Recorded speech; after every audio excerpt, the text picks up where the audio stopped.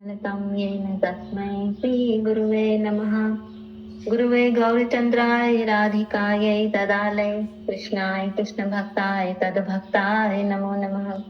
श्रीकृष्णलीला कथिने सुदाक्षं औदार्य माधुर्य गुणे च युक्तं वरं वरेण्यं पुरुषं महतं नारायणं तं शिरसा नमामि। वाञ्छाकल्पतरुभ्यश्च कृपा सिन्धुभ्य एव च पतितानां पावनेभ्यो वैष्णवेभ्यो नमो नमः। नमो महावदन्याय कृष्णप्रेमप्रदायते कृष्णाय कृष्णचैतन्य नामिने गौरप्रविष्टे नमः। हे कृष्ण करुणा सिंधो दीनबंधो जगत्पते गोपेश गोपिकाकांत राधाकांत नमस्तुते। तप्त कांचन गौरांगी राधे वृंदावनेश्वरी वृषभानुसुते देवी प्रणमामि हरिप्रिये। वृंदाय तुलसी देव्ये प्रियाय केशवस्य च कृष्ण भक्ति कृते देवी सत्यभक्ते नमो नमः। नीलाचल निवासाय नित्याय परमात्मने बलभद्र सुभद्राभ्यां जगन्नाथाय ते नमः। श्री कृष्ण चैतन्य प्रभु नित्यानंद श्री द्वैत गदाधर श्रीवासादि गौर भक्तवृंद। हरे कृष्ण कृष्ण कृष्ण हरे हरे हरे राम राम राम हरे हरे। हरे कृष्णा। सर्वप्रथम मैं अपने गुरुदेव श्रील भक्ति नृत्य लीला श्रील भक्ति वेदांत श्री नारायण गोस्वामी महाराज जी के चरण कमलों में दंडवत प्रणाम करती हूँ। इसके बाद अपने शिक्षा गुरु श्रीधर गोस्वामी महाराज जी के चरण कमलों में प्रणाम करती हूँ। श्री कृष्णदास प्रभु जी के चरण कमलों में प्रणाम करती हूँ और आप सभी के चरण कमलों में दंडवत प्रणाम करती हूँ। कोई त्रुटि हो जाए तो पहले से क्षमा याचना भी करती हूँ। हरे कृष्णा। तो हम शिक्षाष्टकम के 4th श्लोक पे पहुंच गए। पहला श्लोक हमारा था जिसमें हमने सर्वश्रेष्ठ साधन क्या है। शिक्षाष्टकम ये 8 श्लोकों की का एक संग्रह है, श्रील रूप गोस्वामी द्वारा रचित ग्रंथ है। इसमें 8 श्लोक हैं। 8 श्लोकों में से हम 4th श्लोक पे अभी चल रहे हैं। पहला श्लोक था जिसमें हमने बताया सर्वश्रेष्ठ साधन क्या है। दूसरा श्लोक था नाम साधन सुलभ क्यों है, क्योंकि सर्वश्रेष्ठ साधन क्या है, कृष्ण संकीर्तनम ही सर्वश्रेष्ठ साधन है। दूसरा नाम साधन सुलभ क्यों है, क्योंकि हम इसको कहीं भी किसी भी अवस्था में पवित्र अपवित्र किसी भी नाम में जो भी हमें नाम अच्छा लगे कोई भी नाम और किसी भी अवस्था में ले सकते हैं। तीसरा नाम साधन की पद्धति क्या है, जैसे जो क्या पद्धति है, 4 आपके अंदर गुण, जब हम नाम साधन करते तो इसमें 4 गुण हमारे अंदर आ जाते हैं। प्रणादपि सुनितेन तरोरपि सहिष्णुना मानी नाम मान देना। और 4th कीर्तनीय सदा हरि, हमेशा हरि का कीर्तन करेंगे। जो भक्त होंगे हम लोग या तो कभी हो जाएंगे जो, तो हमेशा भगवान के हरि कीर्तन में ही लगे रहेंगे। ये 4 स्टेजेस जब आ जाती हैं, भाव की स्थिति भी आ जाती है, उससे ऊपर प्रेम की भी स्थिति जब आ जाती है, तब हम हमेशा हरि के कीर्तन में लगे रहेंगे। 4th श्लोक है तो हमें जिसने बताया कि साधकों की अभिलाषा कैसी होनी चाहिए। हम भजन कर रहे हैं तो हमें किस चीज की अभिलाषा हमको करनी चाहिए, हमको क्या भगवान के प्रति क्या होना चाहिए, क्या हमारी भाव होने चाहिए कि हमें किस मतलब क्या हमारी मांग होनी चाहिए कि हमें अभिलाषा मतलब क्या हमको चाहत होनी चाहिए भगवान से। तो उसमें साधकों की अभिलाषा कैसी होती है। श्लोक है, न धनम न जनम न सुंदरिम कविताम वा जगदीश कामये मम जन्मनि जन्मनीश्वरे भवतार भक्तिर हेतु की त्वयि। कि इसका भावार्थ है, हे जगदीश, ना मैं धन चाहता हूँ न धनम, ना मैं धन चाहता हूँ न जन चाहता हूँ और ना सुंदरिम कविता ही चाहता हूँ। केवल हे प्राणेश्वर, आपके श्री चरणों में मेरी जन्म जन्मांतर में अहेतु की भक्ति हो, यही मेरी कामना है। यही भक्त एक भगवान से सिर्फ यही चाहता है। न धनम मतलब धन कई प्रकार के होते हैं, गोधन, गज धन, बाटी धन, कोई रतन धन। कहते हैं गोधन, गज धन, बाजी धन, रतन धन, जवाब है संतोष धन, सब धन धुरी समान। जब ये सारे धन आ रहे और जब संतोष धन आता है तो ये सारे धन मिट्टी के समान हो जाते हैं। तो कई प्रकार के धन होते हैं भाई। मुझे भक्त कह रहा है कि ना तो मुझे गोधन चाहिए, ना गज, ये हाथी पहले रखते थे हाथी, ना घोड़े धन चाहिए, ना रतन चाहिए, कुछ भी नहीं चाहिए, ना धनम, धन की कोई इच्छा नहीं। भक्त को धन की कोई इच्छा नहीं होती कि भाई, क्योंकि धन की इच्छा करेंगे आप और धन धन धन, फिर और उसके अंदर कष्ट में, और जैसे एक रेशम का कीड़ा होता है वो उसकी तरह उसके अंदर चक्रव्यूह में फंसते फंसते फंसते चले जाएंगे। न जन्म, जन्म की जन की भी कोई भक्त को न जन्म। जन मतलब लोग, आपके आसपास कितने लोग हैं, परिवार, कुटुंब, पत्नी, दोस्त, जितने भी सर्वेंट, ये जितने भी लोग आपके हमारे पास होते हैं वो जन्म में आएंगे। ना जन्म, ना सुंदरिम कविता। सुंदरिम कविता मतलब कि सुंदर कविता कौन लिखता है? जो जिसके अंदर बहुत बुद्धिमती होती है, बड़ा बुद्धिमान होता है, वही सुंदरी कविता लिखता है। तो विद्या की कामना, विद्या की कामना भी जो भक्त होता है वो जड़ विद्या की कामना नहीं करता।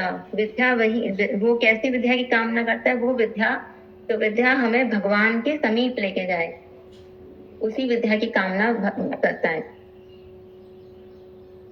जैसे कि इसमें शिल हमारी महाप्रभु जी ने राय रामानंद संवाद में भी रामानंद जी से पूछा था कि भाई कैसी विद्या होनी चाहिए।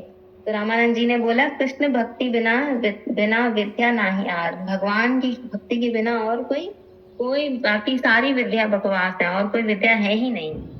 इसीलिए जो भक्त होता है उसकी कामना क्या होती है? उसकी कामना, वो न धन की कामना करता है, ना जन्म, ना सुंदरिम कविताम।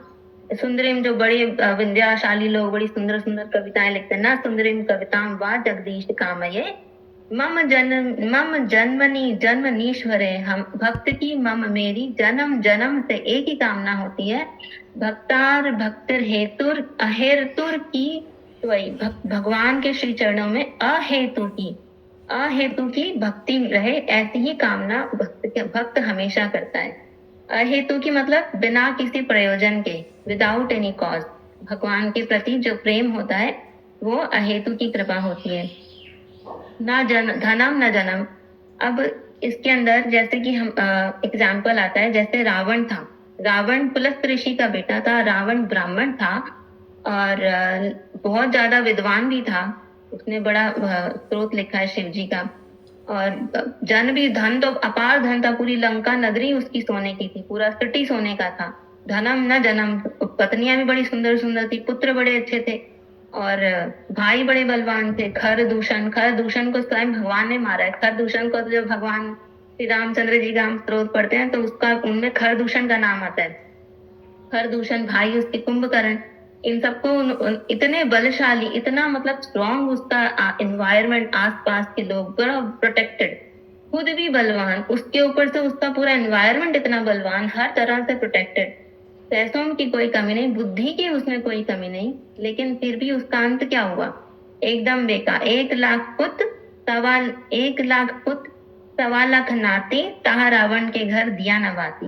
जब वो चला गया, कोई भी नहीं बचा उसके कुल में, ना उसके कोई दिया जलाने वाला, ना बाती जलाने, पूरा जिसकी पूरी नगरी सोने की थी, जिससे लोग थर थर कांपने थे, कुबेर को हरा के उनका विमान ले आया था वो, फिर भी उसके पास कुछ नहीं बचा अंत में, क्योंकि भगवान से द्वेष था, भगवान के प्रति भक्ति नहीं थी, ब्राह्मण होने के बावजूद भी। तो इसलिए सबसे बड़ी विद्या और सबसे बड़ा धन और सब कुछ भगवान के प्रति अहेतु की भक्ति हो, यही एक भक्त की कामना होती है। ऐसे हिरण्यकश्यप का भी एग्जाम्पल आता है। हिरण्यकश्यप के पास भी सब कुछ था, धन जन सब कुछ था उसके घर में, लेकिन विनाश उसका हुआ है। चित्रकेतु महाराज जी का भी एक एग्जाम्पल आता है। चित्रकेतु महाराज जी की कथा आती है।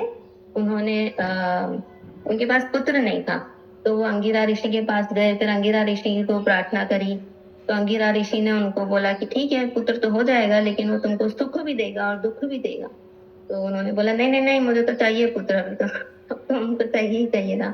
तो उसके बाद जब उन्होंने कुछ भी फल दिया, तो उसके बाद जो रानी को पुत्र हुआ, उस रानी से बाकी रानियां द्वेष करने लग गई। लेकिन जब पुत्र हुआ तो वो 6-7 वर्ष की आयु में बड़ा ही बीमार पड़ गया, वो गुजर गया। फिर वो महाराज अंगिरा ऋषि के पास वापस गए, पुत्र तो हुआ, वो तो चल बसा। तो महाराज ऋषि ने बोला, मैंने तो बोला था होगा, वो सुख भी देगा और दुख भी देगा, सुख भी तुम्हें बड़ा अपार सुख हुआ, पुत्र। तुमने भोगा इतने दिन और जब वो चला गया तब दुख हुआ, पहले ही मैंने तो तुमको अलर्ट किया था।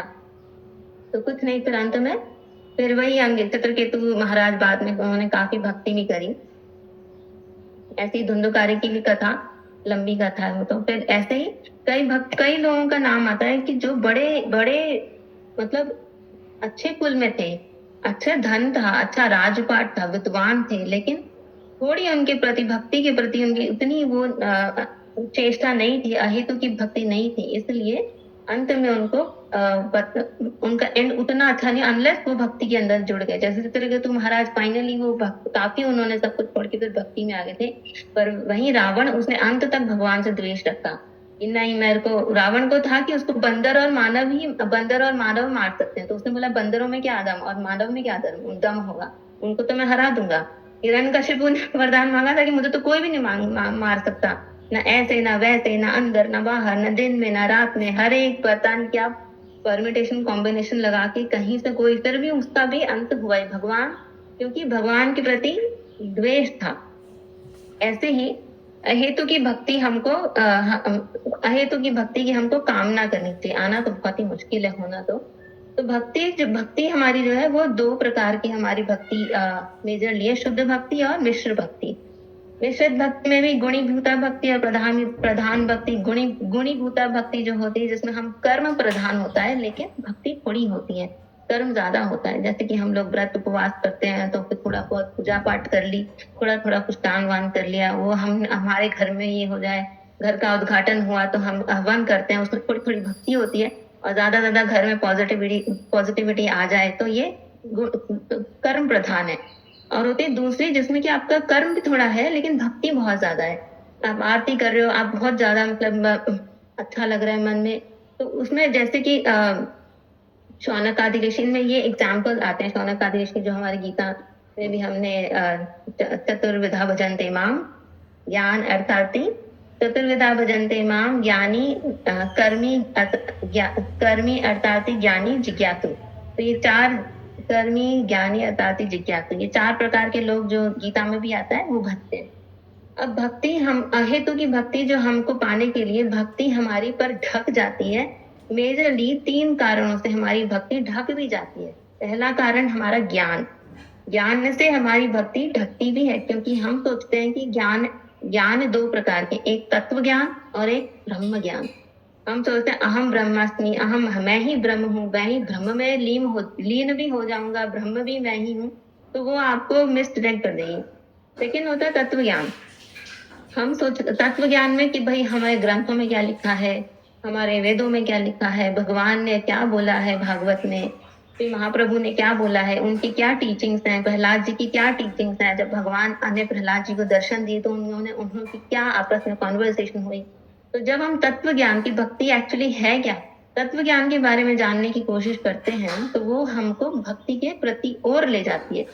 लेकिन ये भी गलत है कि अगर हमारा तत्व ज्ञान नहीं होगा तो भक्ति नहीं होगी, ऐसा भी नहीं है। क्योंकि बहुत सारे ऐसे लोग हैं जिनके पास भक्ति नहीं थी, जिनके पास ज्ञान नहीं था पर भक्ति बहुत थी।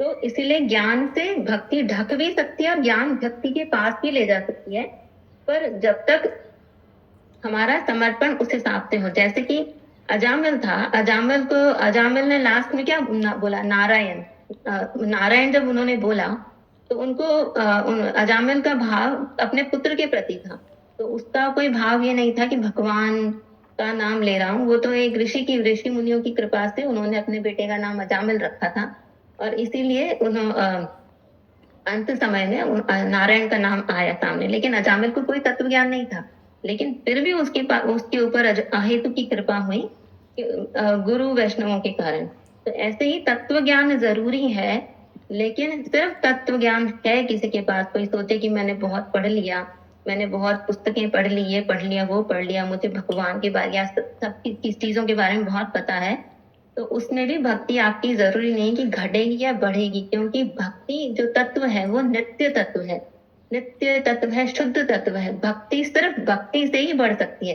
भक्ति से रिलेटेड किसी चीज से नहीं बढ़ सकती है कि हमने ये करा तो ये भक्ति सिर्फ हम भगवान की भक्ति के लिए ही भक्ति करेंगे तो ही भक्ति पड़ेगी। तो जैसे कि भाई पहला हमने देखा हमारा ज्ञान अगर है तो ज्ञान से भक्ति हमारी भक्ति ढक सकती है, ढक सकती है, एंड नहीं होती, ये ढकती है बस। वैसे ही दूसरा भय, भय से भी हमारी भक्ति ढक जाती है। क्योंकि भय से कैसे ढक जाती है कि हमने जैसे जैसे हमने मैंने या हमने मैंने भी दीक्षा दीक्षा गुरुदेव से ले ली, हमने धर्म में दीक्षा ले ली और हमको हरि नाम मिल गया और हमने पूरी ब्राह्मण दीक्षा भी ले ली, लेकिन फिर भी हम करते हैं करवा चौथ का व्रत, फिर भी हम करते हैं मंडे का व्रत, फिर भी हम करते हैं कोई और ट्यूसडे का व्रत, कैसा मदर व्रत, जो हमें एडवाइस नहीं, जो हमें दीक्षा के टाइम पे महाराज जी ने नहीं बोला। उन्होंने ये भी नहीं बोला होगा कि आप ये मत करो, पर उन्होंने ये भी नहीं बोला कि आप करो, क्योंकि वो भी इंस्ट्रक्शंस ऐसे ही देते हैं जितनी हमारी अपनी आप की पालन करने की हमारी क्षमता होती है, उस हिसाब से वो इंस्ट्रक्शंस देते हैं। लेकिन जैसे जैसे हमने दीक्षा ले ली उसके बाद भी हम बाई चांस अगर वो हमें बोल भी दें कि बेटा करवा चौथ मत करना या ये सब बाकी कुछ करने की, मतलब डराने की कुछ करने की जरूरत नहीं है, वो हमें बोल भी दें कुछ भी करने की जरूरत नहीं। एकादशी में सब आ गया, सारे व्रत एकादशी में समाहित हैं। ऐसा गुरुदेव ने मैंने बहुत सारे लोगों को सुना है, जो कोई गौड़ीय संप्रदाय से जुड़ा हुआ नहीं है वो भी बोलते हैं ये बात। जो नॉन गौड़ीय हैं, जो सिर्फ जो अन्य अन्य संप्रदाय से जुड़े हैं, वो भी ये बात मानते हैं, कई लोग मानते हैं कि भाई एकादशी के अंदर सारे व्रत समाहित हैं। लेकिन फिर भी इस बात को बुद्धि से तो सब जानते हैं, लेकिन किसी का मन इस बात को मानने के लिए नहीं मानता। फिर भी हम करवा चौथ तो इतना फेमस है, बाकी सब कोई और कई व्रत और भी आते हैं, बच्चे के लिए भी व्रत आता है कोई, वो भी इतना ज्यादा फेमस है, तारा देख के तोड़ते हैं, बहुत सारे व्रत हैं जो हम लोग नहीं, हमारे में भी बहुत होते हैं, नहीं छोड़ते, ये सोच के कि हमको हमारा कुछ अनिष्ट हो जाएगा, क्योंकि हमें उस वक्त भगवान के ऊपर भरोसा नहीं होता है। तो हम उस अनिष्ट से डरने के लिए कि क्या है, थोड़ा सा तो है, एक व्रत रखने में क्या जाएगा, भगवान का ही तो है, मान लेंगे। तो ये हमारा भय है, भय से भक्ति हमारी ढक जाती है। तो इसमें भगवान को तो ऑफकोर्स कुछ भी बुरा नहीं लगेगा, उनको क्या, भगवान तो अपार करुणामय है, उनको किस चीज से क्या बुरा लगेगा। लेकिन हमारी भक्ति थोड़ी सी हो सकती उससे ढकती है, क्योंकि हमको जो समय इस चीज में बिताना होता है कि भाई हम कंटिन्यूस भगवान का नाम लें, भगवान के बारे में ही सोचे, अपनी भक्ति को बढ़ाने के बारे में सोचे, क्योंकि भक्ति चिन्मय है, भक्ति नित्य है, उसी को बढ़ा, जो कि भक्ति से ही बढ़ेगी। इधर उधर डाइवर्जन में करने से, फास्टिंग करने से भक्ति नहीं बढ़ेगी। फास्टिंग जो हमने जिस प्रयोजन से किया है वो भगवान को भी पता है कि क्या प्रयोजन है, हमने क्यों करा है, तो भगवान हो सकता है उस प्रयोजन को दे और, लेकिन ये हमें भरोसा नहीं रहता कि हमारी भक्ति में उससे ज्यादा पावर है कि वो उससे कई बड़े प्रयोजन दे सकती है। ध्रुव महाराज जी को क्या, ध्रुव महाराज जी को तो सिर्फ गद्दी राज सिंहासन के लिए ध्रुव जी ने करा था तपस्या, लेकिन ध्रुव जी को क्या ही मिला। जब ध्रुव जी को भगवान आए तो ध्रुव जी भगवान जो छोटे से बच्चे, और वो गए भक्ति गए करने के लिए, क्योंकि उनको उनकी स्टेप मदर ने बोल दिया ये सिंहासन के तुम लायक नहीं हो, अगर तुम मेरे गर्भ से पैदा हुए होते तो तुम इस सिंहासन के लायक होते। उनको बड़ा बुरा लगा। 5 साल के बालक चले गए तपस्या करने वन में, उन्होंने बोला जाओ वन में जाओ तपस्या करो। ध्रुव जी ने रोते रोते अपनी माँ को बताया, उनकी मदर ने बोला, उनकी मदर सुनीति वो भी बड़ी अच्छी थी, उन्होंने बोला क्या तुम्हारी स्टेप मदर ने गलत बोला, उन्होंने सही बोला, तुमको जाके तपस्या करनी चाहिए। ध्रुव जी वन में भाग गए तपस्या करने, उन्होंने इतनी तपस्या करी, छोटे से बालक ने, भगवान आए, भगवान ने बोला क्या चाहिए। उसके बाद भगवान के दर्शन करने के बाद उन्हें लगा ये क्या, मैं छोटी छोटी चीजों के लिए धर्म मेन तो धर्म ही था, धर्म और जन्म। उनको रियलाइज हुआ कि भाई ये सब क्या मांग रहा था मैं, तो भगवान ने बोला मुझे पता है कि तुमको जो चाहिए था, तो उस करके उन्होंने ध्रुव जी को पूरा एक सेपरेट एस्टेट दे दिया, ऊपर एक उनका पूरा अपना अलग ही क्षेत्र बना दिया। ध्रुव तारा जो है, कहते हैं वहां पर ध्रुव जी का साम्राज्य है, जो भी है। लेकिन भक्ति से ये सब, भक्ति के आगे भक्ति, ये सारी चीजें बहुत तुच्छ होती हैं, तुच्छ एकदम। तो जो भक्त होता है वो इन सबको तरफ देखता भी नहीं है, उनको लात मार देता है। मुक्ति देवी भी अगर सामने आ जाती है किसी भक्त के, तो मुक्ति देवी की तरफ भी नहीं देखता। भक्त की ऐसी कामना होती है, भक्त को सिर्फ भक्त को भक्ति ही चाहिए, क्योंकि भक्ति एंड में जो हमको आनंद और प्रसन्न और नित्य आनंद जिसमें है वो भक्ति ही है। तो हमारी भक्ति ज्ञान से ढकती है, भय से ढकती है। थर्ड हमारी भक्ति ढकती है लोभ से। हम लोभ से भी हमारी भक्ति ढकती है। हम कभी कहीं जा रहे हैं, तीर्थ यात्रा कर रहे हैं, कुछ भी कर रहे हैं, तो हम वहां पे जा रहे हैं तो हमारे पे कोई मांगने वाला बैठा है। हम सोच रहे हैं अरे वृंदावन में है, अरे हम यहाँ पुरी आए हुए हैं, चलो इसको एक एक एक एक कॉइन दे दे, एक रुपया देने में क्या ही जाता है। लेकिन वहां पर हमने हमारा खुद का भी लोभ था कि कुछ अच्छा हो जाएगा, कुछ दान कर दिया, ये हो जाएगा वो हो जाएगा, तो यहाँ पर हमारी लोभ से भक्ति हमारी ढक ढक जाती है। सिर्फ ढकती है, एंड नहीं होती है। मतलब कि ये हमारी भक्ति में दिल डाइवर्जन हो जाता है, तो वो हमें ट्राई करना चाहिए कि हम अपने डाइवर्जन से बचें और सीधे नित्य, जो भक्ति एक नित्य वस्तु है, उसी में निरंतर लगे रहें। हर एक चीज का एक अपना स्वरूप होता है, तो वैसे ही भक्ति जो है वो एक नित्य और चिन्मय वस्तु है। तो जो कि सिर्फ भक्ति हमेशा भक्ति से ही बढ़ेगी और किसी चीज से नहीं बढ़ती है। तो ऐसे ही प्रहलाद महाराज जी भी थे। प्रहलाद महाराज जी जब छोटे थे तो प्रहलाद महाराज जी अपने असुर के उधर जब कुल में जाते थे तो वहां पर ज्ञान देते थे, असुर पुत्रों को ज्ञान देते थे। तो उनको भी समझ आने लग गया था कि भाई भक्ति चीज है। वो वहां पर भी लोगों को भक्ति का ज्ञान दे रहे थे। वो तो राक्षस पुत्र थे जो सारे थे। लेकिन आजकल कलयुग ऐसा है कि भैया किसी को बोल दो राम का नाम ले लो, आ जाओ क्लास में, आ जाओ कीर्तन करें, तो वो 4 कदम दूसरे दूर भाग जाते हैं, ऐसे कि भाई क्या ही है दिया हो। तो लेकिन उस टाइम पे जब प्रहलाद जी राक्षस पुत्रों को भी ज्ञान देते थे कि हमारा, उन्होंने ज्ञान दिया, हमारा 100 साल का जीवन उसमें सोने में निकल गया, फिर बाकी टाइम हमारा पढ़ने में निकल गया, चाइल्डहुड, उससे बड़ा हमारा बच्चों में निकल गया।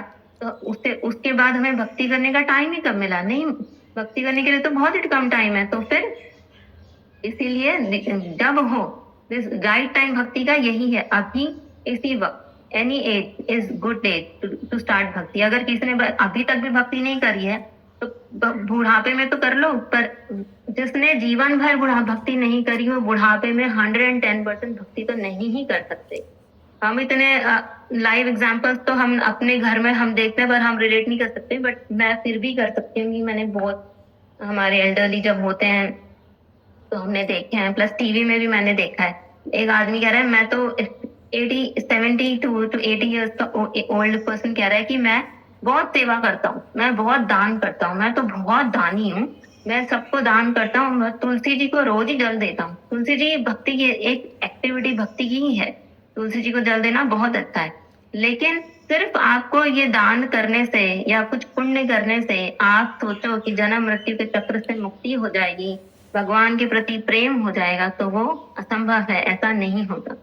इसीलिए भगवान के प्रति भक्ति जो है, भक्ति से ही बढ़ेगी, भक्ति के से बढ़ेगी। भक्ति के जो क्रियाएं होंगी, 64 अंग होंगे, भक्ति की एक्टिविटीज होंगी, तुलसी जी में जल देना, भगवान का नाम करना, भगवान को भोग लगाना, हरि नाम निरंतर करना। जैसे कि हमारा, हमको जैसे टारगेट है, बट हम करना तो मोस्ट इम्पॉसिबल। जैसे नामाचार्य हरदास ठाकुर जी थे जो 3 लाख नाम दिन में करते थे। तो जब हम इतना नाम करते हैं तो आप, हमारा नाम कैरेक्टर ऐसा डेवलप हो जाता है कि सामने वाला बंदा को हम बोलना नहीं पड़ता कि भक्ति करो। कुछ लोगों का ऐसा जो महाभाव होते हैं, उनका पर्सनालिटी ही ऐसी, कैरेक्टर इतना बड़ा चरित्र डेवलप हो जाता है कि उनको देख के ही कईयों को तो आंसू ही आ जाते हैं। और खुद जो भक्ति कोई बोले तो उनको भक्ति खुद ही रियलाइज हो जाती है अपने हार्ट में।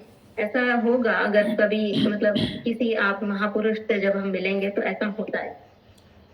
तो ऐसे ही किसी संत ने लिखा है, कृष्णम त्वदई पद पंकज पंजरांते, अद्वैत में विष्णु मानस राजहंसम, प्राण प्रयाण समय कफ वात पित्त, कंठावरोधन विरोध स्मरणम कुतस्ते।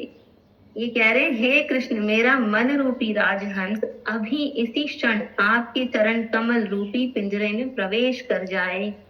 क्यों? ताकि जब जीवन के अंत में कफ वात पित्त के कारण गले का अवरोध हो, जब गले, लोग सोचते हैं कि अभी क्या, अभी तो मेरे को मेरी मदर इन लॉ बहुत अच्छी थी, लेकिन वो भी अक्सर पहले शुरू में बोला करती थी कि बेटा अभी तो तुम्हारी शादी हुई है, अभी तो माला वाला मत फेरो, माला फेरना तो हमारी उम्र है माला फेरने की, तुम्हारी थोड़ी है। लेकिन बाद में नहीं बोलती थी, शुरू में उनके लिए थोड़ा अनयूजुअल था तो वो बोलती थी। तो ऐसे ही कहते हैं कि जब लास्ट में, तो इसमें भक्त कह रहे हैं कि भाई जब लास्ट में कफ वात पित्त, शरीर में प्राण प्रयाण समय कफ वात पित्त, जब इतना शरीर में दर्द होगा आप और प्राण कफ और वात पित्त से हालत खराब होगी, कंठावरोधन विधो स्मरणम कुतस्ते, कंठ काफ कफ वात पित्त से अवरोध ब्लॉक ही हो जाएगा, आप खांसोगे तब क्या कृष्ण का नाम निकलेगा, तब क्या राधा का गौरांग का नाम निकलेगा, किसी से नहीं निकलेगा।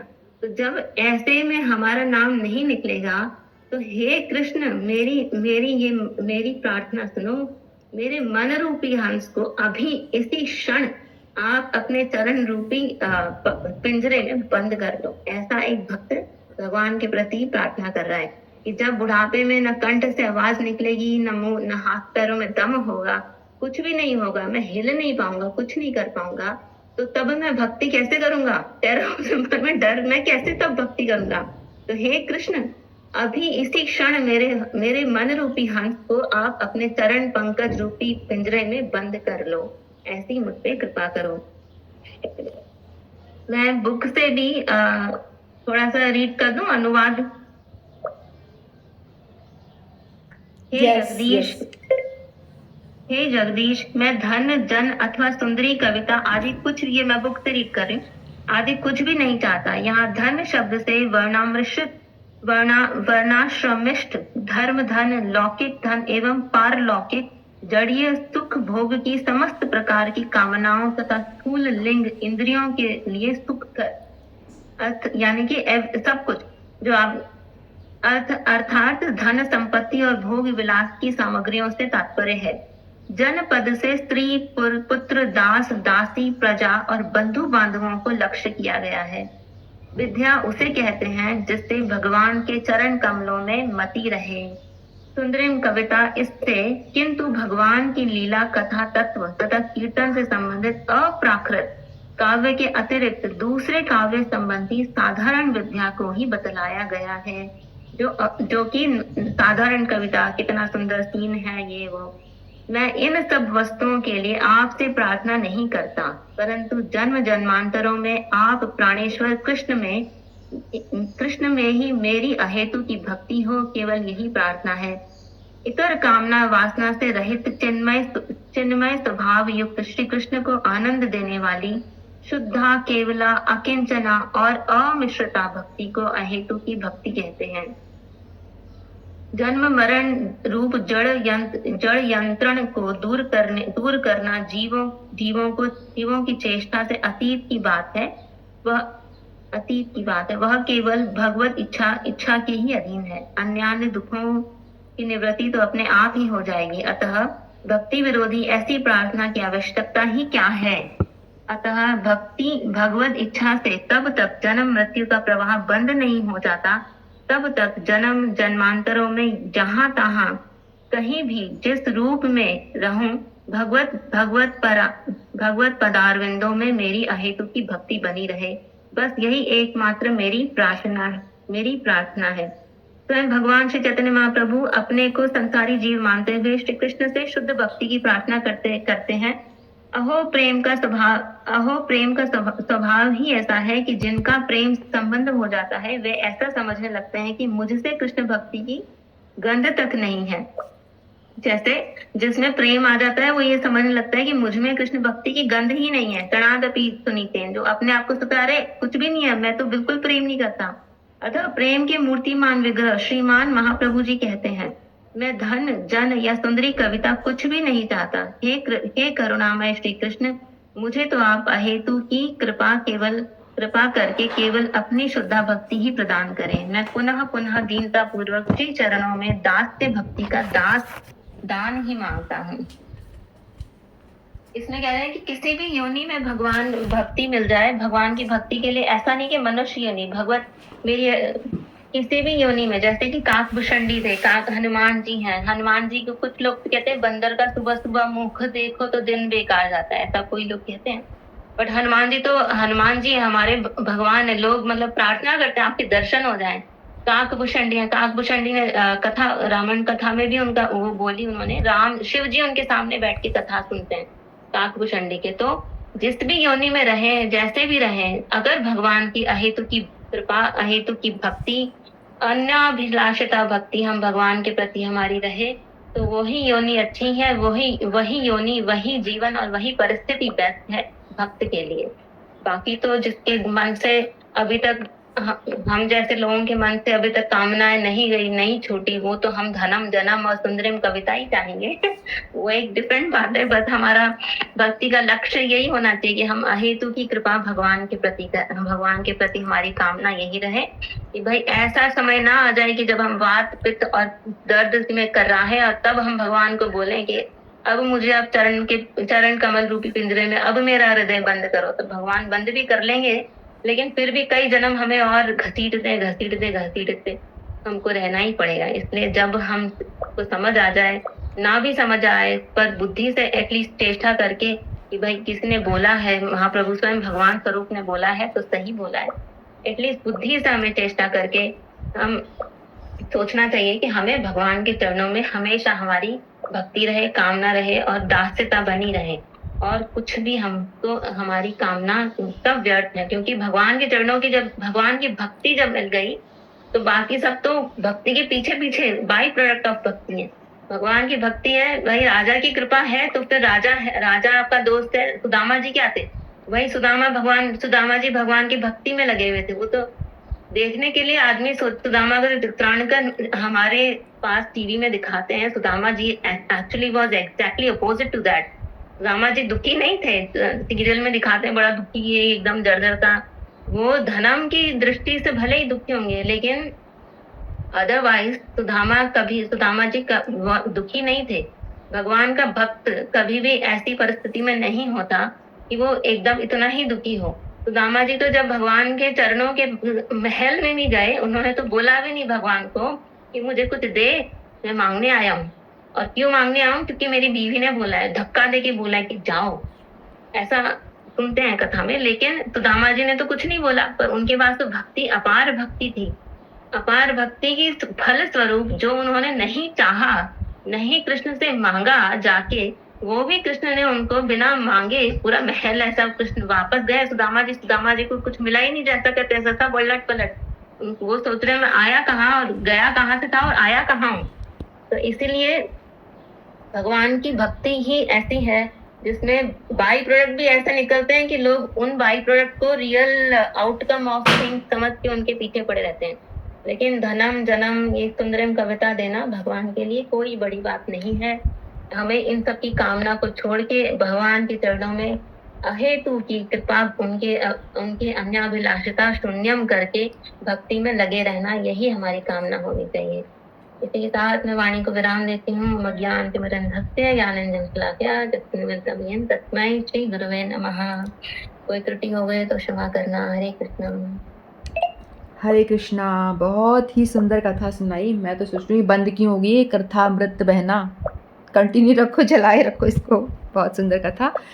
और इसका पूरा सार क्या समझ में आता है? ये समझ में आता है कि हम लोगों को मांगना नहीं है, हम मांगेंगे अपनी औकात से मांगेंगे। और राजा को जाके बोल दो भाई तेरे को जो देना है दे दो, तो राजा देगा तो अपनी औकात से देगा। हम क्या मांग लेंगे अपनी औकात? हमें मांगना भी नहीं आएगा। हम थोड़ा छोटा मोटा चीज़ मांग लेंगे, ये दे दो, घर दे दो, ये दे दो। और राजा देना चाहेगा तो पूरा राज्य दे देगा आपको। इसीलिए मांगो मत, भगवान की भक्ति करो बस। और सार यही है, भजन कर मस्त जवानी में, बुढ़ापा किसने देखा है। भजन कर मस्त जवानी में, बुढ़ापा किसने देखा है। आँख से देख नहीं पाओगे, ग्रंथ तुम पढ़ नहीं पाओगे। ग्रंथ पढ़ मस्त जवानी में, बुढ़ापा किसने देखा है। पाँव से चल नहीं पाओगे, तीर्थ तुम कर नहीं पाओगे। अरे धाम परिक्रमा कर मस्त जवानी में, बुढ़ापा किसने देखा है। ये गाना बहुत सुंदर कीर्तन लगता है मुझे तो, ये वाला पूरा नहीं गाऊंगी मैं। तो हमें समझ में आ गया सार। भक्ति जो है आत्मा की वृत्ति है। आत्मा परमात्मा, आत्मा को प्रसन्न करने के लिए जो कुछ किया जाता है वही भक्ति है। जो शरीर से जुड़ा हुआ चीज़ है वो कुछ भक्ति नहीं होती है। चाहे दान दो, चाहे अपने घर वालों की सेवा, कुछ भी कर लो, सदाचार कुछ भी कर लो, वो भक्ति में नहीं आता है। भक्ति में तभी आता है सदाचार आपका जब आप उन घर के जनों को भगवान से रिलेट करोगे। घर के जनों को आप ऐसा बोलोगे कि ये दिए हुए मेरा पति प्रभु आपने दी है जिम्मेदारी, ये मेरे बच्चे आपने दिए हैं जिम्मेदारी, तो मेरे को समय नहीं है माला करने का, तो मैं आपकी दी हुई जिम्मेदारी पूरे कर रही हूँ, तो ये मेरी भक्ति ही है। तो भक्ति ऐसे हो जाएगी। यानी हमारा जो सोचने का भाव है इसको बदलना होगा, तो हमारी भजन हो जाएगा। काम एक ही करेंगे लेकिन सोचने का जो तरीका है उसको अलग करो, क्योंकि हमारे आसपास जो भी लोग हैं उनको अब अपना ना समझे, मेरा पुत्र मेरी बेटी मेरा, ये मत समझो, मेरा मेरा मत करो। उनको इस तरह से देखो कि भगवान ने दी हुई, भगवान की सखी या भगवान की सेविका है ये, तो मुझे इसकी सेवा करनी है क्योंकि भगवान की है ये भगवान के, मेरे पति ये भगवान के हैं, ये मुझे इनकी सेवा करनी है। इस भाव से करो तो वो आपका काम घर का भी भजन हो जाता है। बहुत सुंदर, बहुत अच्छा आपने सुनाया मीना, बहुत बहुत धन्यवाद आपका। तो अब हम ये शिक्षाष्टम के श्लोकों की प्रैक्टिस कर सकते हैं। ओवर टू हंसा जी।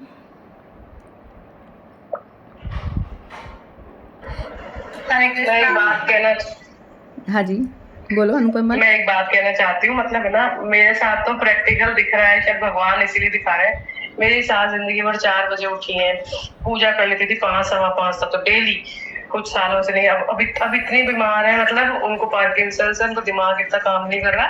अब मैं बार बार माला देती हूँ, भजन दिन भर चलता रहता है, लेकिन बिल्कुल माला में मन नहीं है, बिल्कुल भी। तो मैं सरप्राइज हूँ कि जो जिंदगी भर किया है फिर भी मन ध्यान नहीं जा रहा है। तो मतलब मैं क्या करूँ? मुझे देख देख के शायद भगवान शिक्षा देना चाह रहा है, भाई तू शिक्षा ले ले, तेरी भी तो भक्ति कमजोर है। मतलब उनके लिए क्या करूँ, मुझे समझ में नहीं आ रहा कि कैसे माला करूँ। नहीं देखो, जिसने पूरी ज़िंदगी करा है ना, इसीलिए तो कहते हैं कि बचपन से प्रैक्टिस कराओ बच्चों को। जैसी अमोहा है ना, उस एज से बच्चों को लगा दो। अब इतना प्रैक्टिस कराओ कराओ कराओ कराओ कराओ तो उसकी प्रैक्टिस हो जाए। जैसे हम लोग को क्या होता है, हम लोग कहीं गिरते हैं, चोट लगती है, तो हमारे मुँह से क्या निकलता है? मम्मी, ये निकलता है ना, सबके मुँह से मम्मी निकलता है। लेकिन इस मम्मी को निकलना बंद हो जाए और कृष्णा निकलना शुरू हो जाए अनायासी। यानी हम कॉन्शियस में नहीं है, हमें पता नहीं चल रहा। जब आपका तब पता चलेगा जब आप ठोकर खा के गिर रहे हो और आपके मुंह से निकले कृष्णा, भगवान का नाम निकले, तो मतलब ये प्रैक्टिस आपकी अच्छी हो रही है। तो ये प्रैक्टिस करनी मौत सामने आने लगती है ना। मतलब जैसे एक दिन मेरा एक्सीडेंट हुआ होता जयपुर में, सामने से स्कूटी जिसे जीवन रेखा जा रही हूँ और एकदम से सांड भगता भगता आया। अब मैं ब्रेक भी नहीं लगा पाई हूँ, मतलब ऐसे टच हो गया बस, जैसे मैंने साक्षात यमराज दिया। तो उस टाइम फिर मैं गाड़ी आगे रोकी, फिर मैंने सोचा मेरे मुंह से भगवान क्यों नहीं निकला। प्रैक्टिस उस टाइम तो बस जान बचाने की। हाँ मतलब वही मैं देख रहा हूँ कि अभी भी तो दिन भर भगवान का ध्यान नहीं रहता, नाम स्मरण छूटता है। हाँ। तो लगता है बहुत प्रैक्टिस की जरूरत है, बहुत प्रैक्टिस की जरूरत है। जब हम ठोकर खाते हैं तब समझ में आता है कि हमारी प्रैक्टिस कम है। सांड सामने आ गया तो भी भगवान का नाम मुंह में नहीं आया, तो प्रैक्टिस और करनी है। नहीं हुआ जान बचाने की आदत, मेरी जान बच गई। बाद में आया, मतलब जैसे बची ना, फिर धन्यवाद किया। लेकिन अनायास मुंह में से निकलना चाहिए। जैसे वो मम्मी निकलता ना, उसकी जगह कृष्णा, हे भगवान, ऐसे भगवान का नाम निकलना चाहिए। तब समझ में आना चाहिए कि हमारी प्रैक्टिस जो है हो रही है। देखो, life is the preparation for the examination of death. हम सब ये कर क्यों रहे हैं? जब हमारा मृत्यु आएगी उस समय की तैयारी चल रही है ये।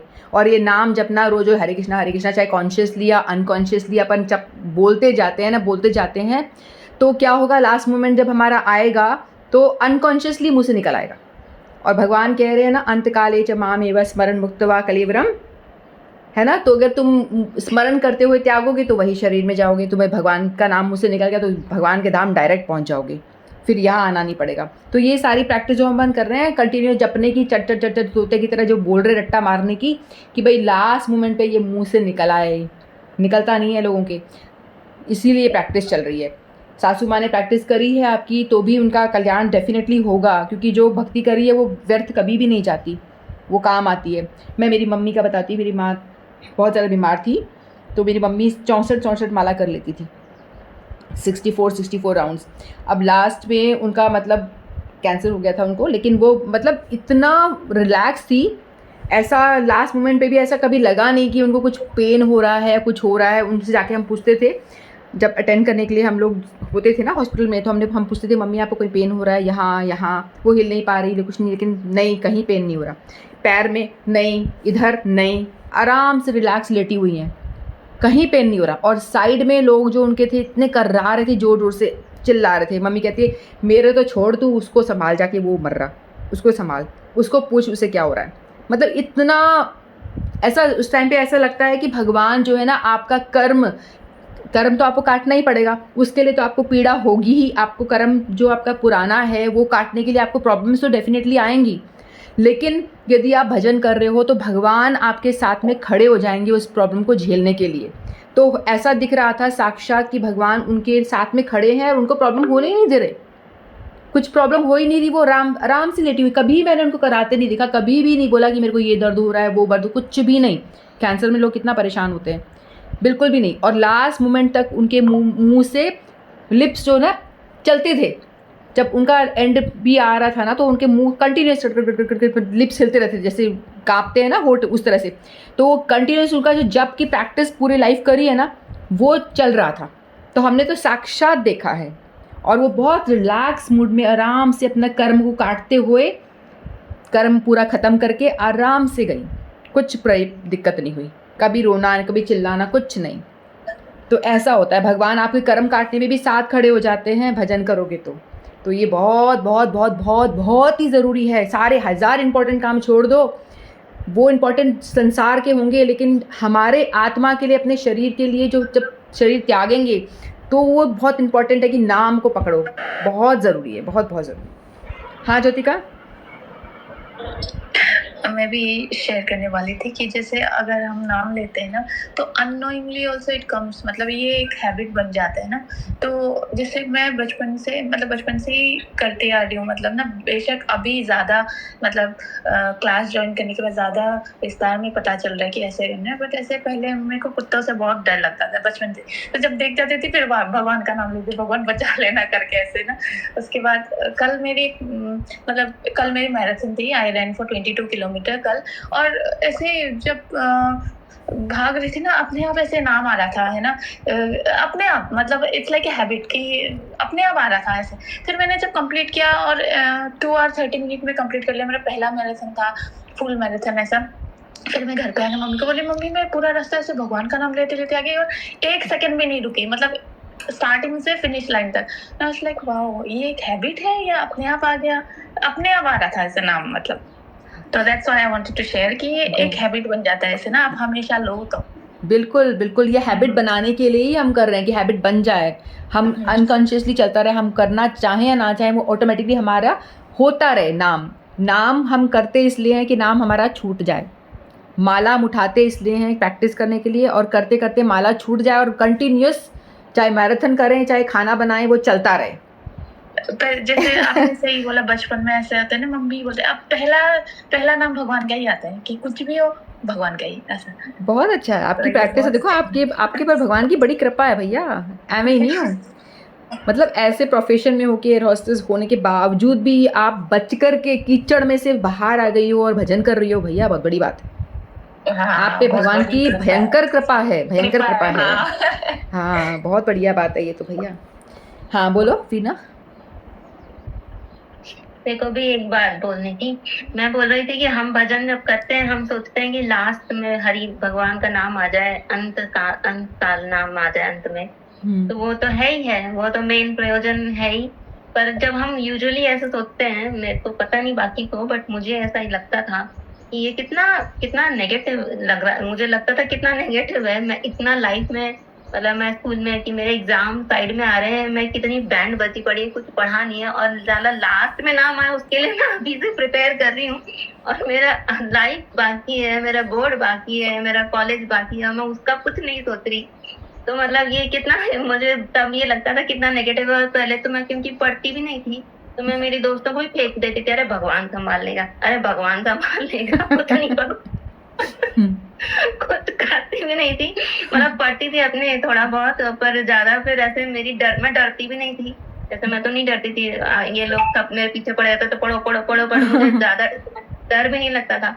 तो मैंने अभी रियलाइज करा लाइफ की स्टेज में, भाई भगवान सही में संभाल लेते हाँ बिल्कुल बिल्कुल, बहुत। भगवान का नाम, हमारा प्रयोजन हमको भक्ति में बताया जाता है कि एंड में भगवान का नाम आ जाए, वो ही तो है मेन, एंड में आ जाए, उसको सोच के करते रहो करते रहो करते रहो। लेकिन जब हम करते रहो करते रहो करते रहो करते रहो, जो हम संबंध अभिदय और प्रयोजन जो हमारा वही है, और संबंध हमने इसमें हमें पता चल जाता है, जब ये अभिदय हम कर रहे हैं, हम जब ये प्रोसेस के अंडर गोन हो रहे हैं, तो उस प्रोसेस के अंडर जो हमारी लाइफ भी साथ में चल रही है, वो भगवान खुद ही संभालता है।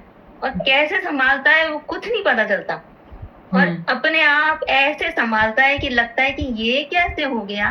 और जब हम ये फिर धीरे धीरे जब छोटी छोटी चीजों में भगवान जबरदस्ती इंटरफेयर करने लग जाता है ना, तो सोचते हैं चल भाई तू है, तो हम सोचते हैं कि ठीक है हरि नाम करते रहते हैं, हरि नाम करते रहते हैं। तो सम टाइम जब हमारा हरि नाम होता है तो गुणीभूता मिश्रित भक्ति और मतलब अहेतु सहेतु के साथ होता है, अहेतु नहीं होता है। अब हमारा मोस्टली सहेतु ही होता है, हम कोई हेतु सोच के ही करते हैं, क्योंकि हम भक्ति करते हैं, हम दीक्षा लेते हैं, हम सोचते हैं कि अच्छा के मन ये फास्ट छोड़ दिया जाए, कुछ और ना हो जाए, आज 2 माला ज्यादा कर लेती हूँ। तो ऐसे करते करते हम सहेतु के साथ करते हैं, लेकिन वो सहेतु धीरे धीरे अहेतु बन जाता है, और अहेतु भी बन जाता है। उसके बाद भी जितनी एक्स्ट्रा सहेतु हमारी रह गई है वो भगवान खुद ही संभाल लेता है। तो भगवान तो भाई ऐसे, इसलिए मैं सोच रही थी कितना नेगेटिव है, पहले मेरे को लगता था कि यार लास्ट में भगवान का नाम है, उसके लिए मैं लाइफ में कर रही हूँ, आगे क्या होगा मेरे को नहीं पता। कल मेरा इतना मुश्किल मीटिंग है, मुझे नहीं, मैं उसका प्रिपेयर नहीं करी। तो फिर पर इसका मतलब कुछ कर्म करते रहे, पर भगवान का नाम सही में संभाल लेता है। बिल्कुल बिल्कुल सही बात कही। जैसे ज्योतिका को भी ज्योतिका का ने भी बताया, मतलब कमेंडेबल ज्योतिका की भक्ति तो भाई, ज्योतिका का भगवान में इंटरेस्ट है, वो उसका भजन है पिछले लाइफ का जो कैरी फॉरवर्ड हो रहा है, आगे चल रहा है। और इसीलिए भगवान ने इसका, जैसे पहले जो जॉब करती थी बता रही थी कि बहुत बिजी शेड्यूल था, तो भगवान जो देखते हैं ना कि जो भजन करना चाहता है उसको प्रोवाइड करते हैं, उसकी सिचुएशन ऐसी बना देते हैं कि वो इजीली भजन कर सकता है। तो अब इसको इंस्ट्रक्टर बना दिया है, तो अभी इजीली अपने क्लासेस अटेंड एक भी मिस नहीं करती, वह इनफैक्ट वहाँ जाके भी अटेंड करती है, हद है। हाँ, और ऑफिस से भी अटेंड करती है। हाँ, वहाँ पे सबसे बेस्ट है, मतलब जैसे मेरे को जब स्पाइसजेट से लाइक मुझे फोर्सफुली रिजाइन करना पड़ा, हर्षिता को पता है ये बात, तो कोई मुझे ऐसा था कि कोई बात नहीं, भगवान ने चाहा तो अच्छा होगा, उससे ट्रिपल अच्छा गुना मिला मुझे, ऐसा। वही तो बस भगवान को याद करो, भजन करो, आपकी सिचुएशन भगवान बना देगा। अहम क्या था वो, सर्वस्य प्रभु, नहीं वो कौन सा था, तेषां सतत युक्तानां भजतां प्रीति पूर्वकम ददामि बुद्धि योगम तम ये नमाम अपि यान्ति ते। भगवान आपको बुद्धि दे करके एक एक स्टेप अंगुली पकड़ के आगे खींचते हैं। अब ये सिचुएशन इसके लिए ठीक है, यहाँ वो भजन कर पाएगी, ये सिचुएशन में वो आराम से उसका भजन हो पाएगा। अगर करना नहीं चाहोगे तो पीछे भी खींचते हैं, योग माया को बोल देते हैं, माया को जो नहीं करना चाहता इसको पीछे ले जा, डंडा लगाने के लिए, पीठ पिटाई करने के लिए लेके जा पीछे इसको, और मेरे से दूर कर, ऐसे होता है, एक्चुअली ऐसा होता है। तो इसलिए कम से कम इच्छा रखो कि भजन करना है मुझे, कर पाओ ना कर पाओ, मन में इच्छा हो ना हो, कुछ भी हो। देखो दवाई है कड़वी, बीमारी हो रखी है हमको, भव रोग हो रखा है सबको, है ना, तो हमको दवाई लेनी पड़ेगी। और भव रोग की दवाई मीठी किसको लगती है, दवाई मीठी किसी को भी नहीं लगती, मजबूरी में ज़बरदस्ती बच्चे का मुंह खोल के डालनी पड़ती है, खा, ठीक कैसे होगा, लेकिन खाते खाते वो ठीक हो जाता है। इसीलिए हमको स्टार्टिंग में बहुत कड़वा लगेगा, लेकिन हमें इससे दूर नहीं जाना। और हम नाम करने भी तभी आएंगे जब हमारी पूर्व जन्मों की कुछ सुकृतियाँ होगी, कुछ हमने पुण्य करे होंगे ना, उसके फलस्वरूप हमको नाम करने में इच्छा होगी, हम कभी पहुंच जाएंगे। और अगर वो सुकृति वश यदि आप पहुंच गए तो फिर वापस मत होना, ये बहुत बड़ी बात है, क्योंकि वो सुकृति ख़त्म हो जाएगा, उसका फल आपने नाम में गए, कथा सुन ली, हो गया ख़त्म उसका फल। तो उसको फल को और बढ़ाने के लिए बार बार धक्का मारो अपने आप को और भजन में लगाओ, ये बहुत ज़्यादा इम्पोर्टेंट है। नाम उठाओ, माला उठाओ, ज़बरदस्ती से उठाओ, ग्रंथ पढ़ो, मैंने भगवान एसोसिएशन करते रहो, ABCDE करते रहो। तो ये चर्चा भी बहुत ज़रूरी है, क्योंकि अपने आप को मोटिवेट नहीं करेंगे तो भजन कैसे हो पाएगा। तो शिक्षाष्टकम यदि हम कर रहे हैं तो प्रैक्टिकल एक दूसरे की बातें सुनना भी बहुत इम्पॉर्टेंट है, क्योंकि यही चीज़ें हैं जो अपने आप को बूस्ट करती हैं भजन करने के लिए। तो बहुत बढ़िया, किसी और को अपनी प्रॉब्लम शेयर करनी वो भी कर सकता है, नहीं तो अपन श्लोक भी ले सकते हैं। बताओ क्या करना है। ये फोर्थ वाला जो श्लोक है ना उसको एक बार ओके ऐसे आप पढ़ के सुना दीजिए, फिर हम ट्राई करेंगे। फोर्थ वाला। आज जो बिना जी ने पढ़ा था ना वो हाँ वाला। हाँ हाँ।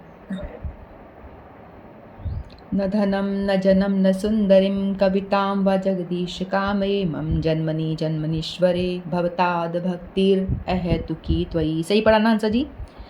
न धनं न जनं न सुन्दरीं कवितां वा जगदीश कामये मम जन्मनि जन्मनीश्वरे भवताद भक्तिर अहेतुकी त्वयि। ऐसे पूरा पूरा ही बोल देना चाहिए एक बार, पूरा पूरा, ताकि प्रैक्टिस में आ जाए। स्क्रीन शेयर हो रही है ना? हाँ बोलूँ मैं? ओके। पूरा बोल दूँ? चेतो दर्पणमार्जनं भवमहादावाग्निनिर्वापणं श्रेयः कैरवचन्द्रिकावितरणं विद्यावधूजीवनम् आनन्दाम्बुधिवर्धनं प्रतिपदं पूर्णामृतास्वादनं सर्वात्मस्नपनं परं विजयते श्रीकृष्णसङ्कीर्तनं नाम्नामकारि बहुधा निस्सर्वशक्तिस्तत्राप्यता नियमितः स्मरणेन कालः एतादृशी तव कृपा भगवन् ममापि दुर्दैवम् ईदृशः इहाजनीनानुराग तृणादपि सुनीचेन तरुरपि सहिष्णुना अमानिनामानदेन कीर्तनीयः सदा हरि न धनं न जनं न सुन्दरीं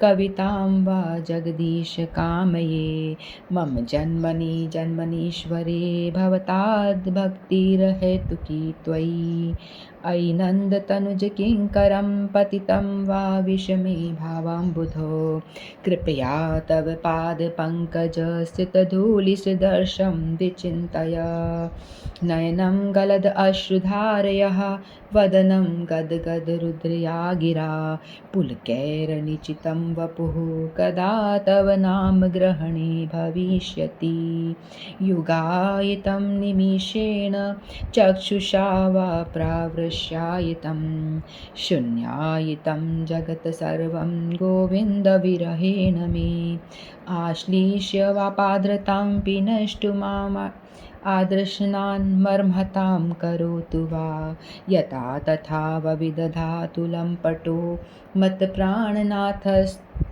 स एव नापर हरे कृष्णा कृष्ण कृष्ण हरे हरे हरे राम राम राम हरे हरे।